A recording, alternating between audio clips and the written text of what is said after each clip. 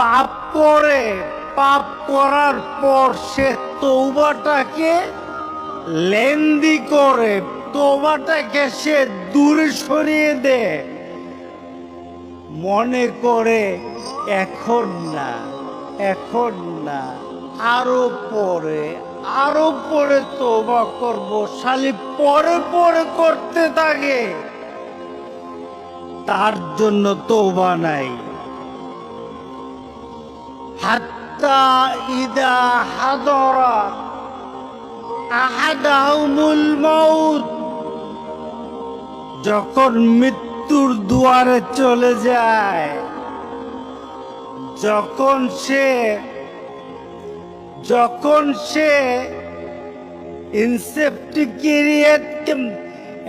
ইয়েতে চলে যায়, যখন সে বিভিন্ন ধরনের আইসিইউতে যায়, তখন বললে ইন্নী তুবতুল আন, এখন তওবা করতেছি। আল্লাহ বলেন এটা আমার কাছে তওবা না।